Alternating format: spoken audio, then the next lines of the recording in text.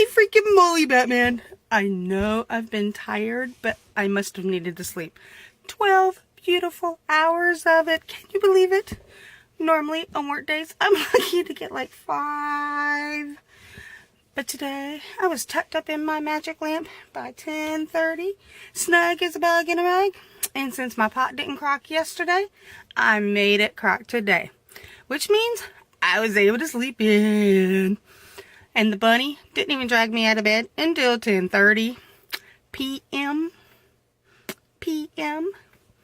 And even then, it took coffee, kisses, tickles, and giggles to get me motivated. Amazing! So anyway, I've been led to do something that I'm not exactly prone to do. The dreaming was intense today. And I look like I have a black eye. The dreaming was intense today. And since it's fully remembered, that means, according to me, I can share. Because I usually don't. Because dreams are the way that we process all the gunk from reality into understandable bits for ourselves. So, anyways, I dreamt I was in a dark space. And it was really cold. And damp. And just like... there. And then the moon spoke to me. Her lyrical voice told me of a new adventure forthcoming. And then she giggled and said, "You need to be ready for a wild hatter ride."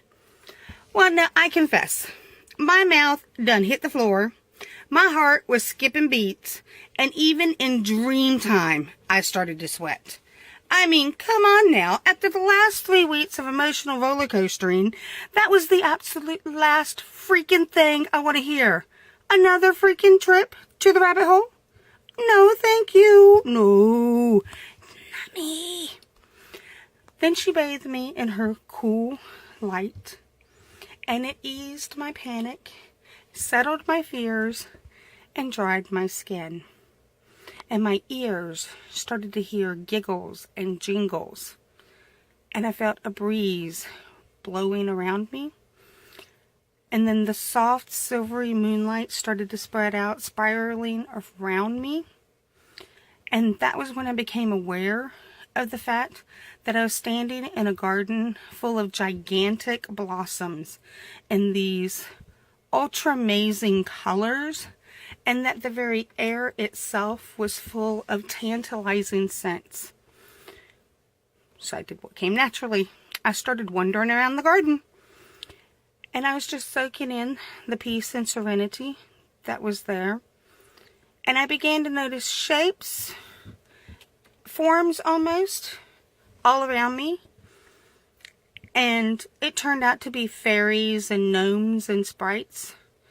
And once I started noticing them, it was like my ears started to catch like flute sounds and the occasional drum beat. And then I heard the most amazing thing. These soft, excited voices lifted up in song. A song that was encouraging growth and flowering. And I felt that land in my heart. And it started to grow. It started easing the hatred that I have for my body, for my wounds, for my aches, for my pains. The song started caressing my soul, soothing it, strengthening it. And words started to climb up my body like a vine, but it was more like a tattoo on my skin. Words like believe and hope and magic. Sisters and tribe. So many words wrapping me in a cocoon of peace. And that's when I understood. Spring is coming. For us in the northern hemisphere. Spring is coming soon. It is time to drop all the hatred and mistrust and plague. Because spring is for new beginnings, hope, a chance at belonging once again.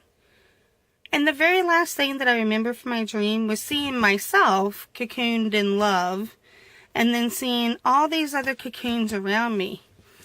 A tribe of beautiful women eager to break out of their shells and take back what is rightfully theirs. Happiness, peace, health, courage, strength. And you know what? You were there. Flinging glitter and fairy dust your way, and peace out.